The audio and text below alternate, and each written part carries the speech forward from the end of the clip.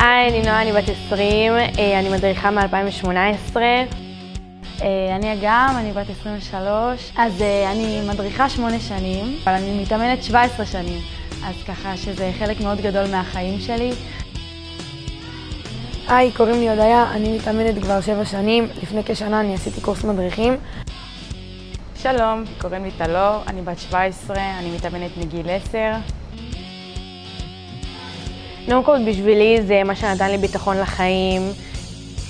זה נתן לי גם יכולת ורבלית לדבר מול אנשים, להרגיש ביטחון, להעביר שיעור. אם אני עם קבוצת חברות וכאילו עדיין ללכת בלילה, אני יודעת אני יודעת לשמור על עצמי טוב. אני חושבת שזה נתן לי את הגרסה הכי טובה בעצמי, לי, וזה מבורך בעיניי.